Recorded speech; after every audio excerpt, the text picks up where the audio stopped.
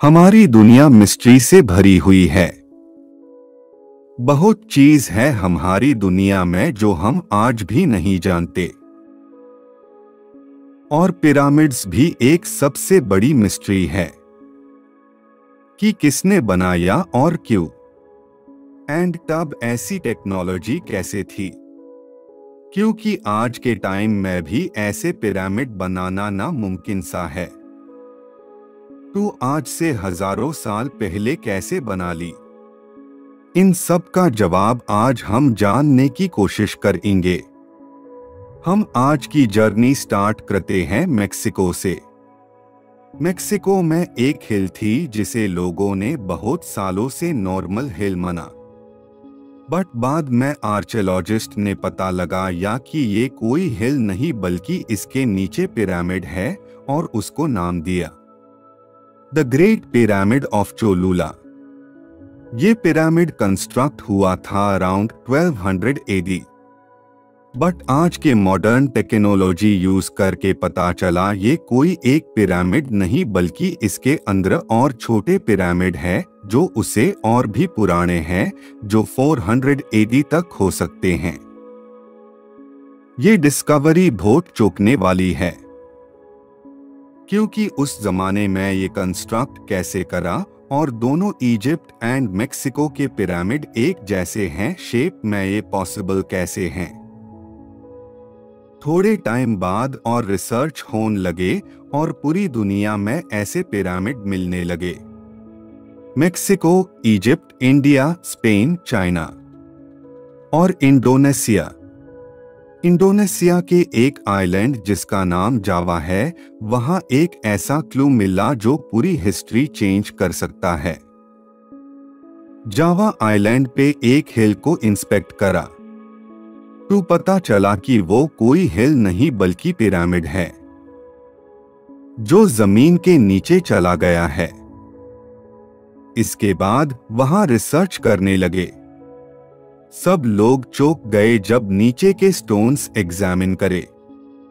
पता चला ये जो स्टोन्स है ये आइस एज टाइम से पुराने हैं, जो अगर सच है तो हमारी पूरी हिस्ट्री बदल सकती है, क्योंकि आइस एज से पहले इंसान होना मुश्किल ही नामुमकिन होना चाहिए।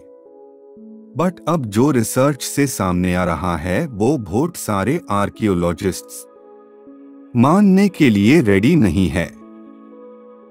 अगर ये सच है तो इसका मतलब आइस एज से पहले हमसे ज्यादा स्मार्ट इंसान थे जो ऐसे पिरामिड बना सकते थे। और अभी लेटेस्ट हमें ये पता चला कि अंटार्कटिका में भी पिरामिड है। बट ये कैसे पॉसिबल है? बिकॉज आज के जमाने में वहां रहना तो दूर की बात है, इंसान वहां जा भी नहीं सकते बिकॉज वहां का क्लाइमेट बहुत ठंडा है। और आज तक पूरा अंटार्कटिका हम लोग नहीं डिस्कवर कर पाए, क्योंकि वहां का क्लाइमेट इतना डेंजरस है कि इंसान कोशिश करे तो भी चांसेस वापस जिंदा आने के बहुत कम है। तो हो सकता है ये पिरामिड तब के हो जब अंटार्कटिका इतना कोल्ड ना हो एंड हमारे एंसेस्टर्स यही अंटार्कटिका में रहते हो। अगर ऐसा है तो अंटार्कटिका के आइस के नीचे हम अगर इंस्पेक्ट करें तो बहुत सारी मिस्ट्रीज भी सॉल्व हो सकती है। बट अंटार्कटिका के नीचे ज़ॉम्बी वायरस भी है जो अगर गलती से एटमॉस्फेयर में चला गया तो कोई नहीं बचेगा। ज़ॉम्बी वायरस जो अभी डिस्कवर हुआ वो अनएक्टिव है एंड रिसर्च हो रही है उस पे। साइंटिस्ट को यकीन है अंटार्कटिका अगर मेल्ट हुआ तो कहीं अननोन वायरस एटमॉस्फेयर में फैल जाएंगे और इनसे दुनिया खत्म हो सकती है। हर कंट्री के पिरामिड में एक सिमिलर बात है कि ये सभी पिरामिड स्प्रिंग के ऊपर बनाए गए हैं, यानी हम ये बोल सकते हैं उस जमाने में भी कहीं ना कहीं पूरी दुनिया कनेक्टेड थी। जैसे आज हम इंटरनेट से एक दूसरे से कनेक्टेड है बिकॉज हर कंट्री में सिमिलर दिखने वाले पिरामिड है, और इन सारे पिरामिड्स का एक जैसा दिखना कोई कोइंसिडेंस तो बिल्कुल नहीं हो सकता।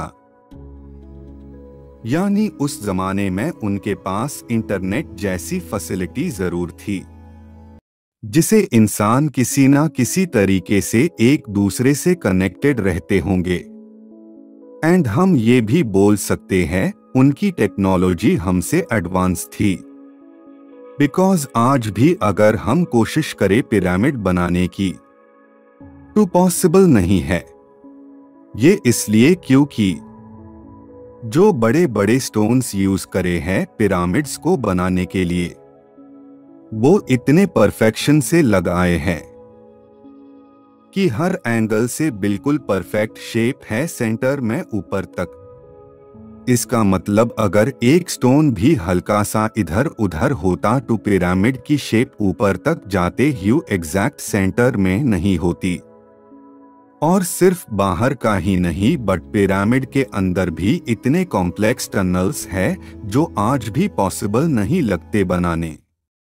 तो क्या ऐसी एडवांस टेक्नोलॉजी थी जो हम लोग भूल चुके हैं एंड आज से हजारों साल पहले जो लोग रहते थे वो हमसे टेक्नोलॉजी में आगे थे? और अगर ऐसा है तो इतनी एडवांस सोसाइटी फेल कैसे हो गई? और ये कौन इंसान थे और आखिर हुआ क्या इनका? हमें इतना पता है कि ये सारे पिरामिड्स बहुत इंपॉर्टेंट होंगे पुराने जमाने में। ये पिरामिड्स टेंपल के रूप में बना गए हैं और यहाँ पूजा होती थी। बट शायद ये पूरा सच नहीं हो सकता है। यही पिरामिड्स को इस्तेमाल करके किसी ना किसी तरीके से दूसरी कंट्रीज को सिग्नल या कुछ भी भेजा जाता था। अभी आज के डेट में हम गेस कर सकते हैं, बट हाँ मुझे विश्वास है जब हम सारे पिरामिड्स को नीचे जमीन के अंदर तक एग्जामिन करेंगे कहीं मिस्ट्रीज इन पिरामिड्स की सॉल्व हो जाएंगी। बट उसमें बहुत टाइम है बिकॉज आज के टाइम में भी हमारी टेक्नोलॉजी इतनी एडवांस नहीं कि हम पिरामिड्स को इतने अंदर तक एग्जामिन कर सके। हमारी टेक्नोलॉजी चांद तक रॉकेट भेज सकती है बट हमारे अर्थ के अंदर क्या चीज है? ओशियंस कितने गहरे हैं ये पता नहीं कर सकती। आज भी 80% of oceans has not been mapped और एक्सप्लोर्ड। मतलब आज भी बहुत मिस्ट्रीज है ओशियंस में। कई लिविंग क्रीचर्स है जो हमने डिस्कवर ही नहीं करे अभी तक। बट मुझे विश्वास है पिरामिड्स के हेल्प से हम वो टेक्नोलॉजी वापस ला सकते हैं जो हजारों साल पहले हम खो चुके हैं। अगर पिरामिड्स को स्टडी करके ये पता चल जाए कि किस टाइप की टेक्नोलॉजी यूज करते थे तो हम भी शायद वो टेक्नोलॉजी को फर्स्ट रिवाइव करके ओशियंस एंड अंटार्कटिका जैसे एरियाज को एक्सप्लोर कर सकते हैं।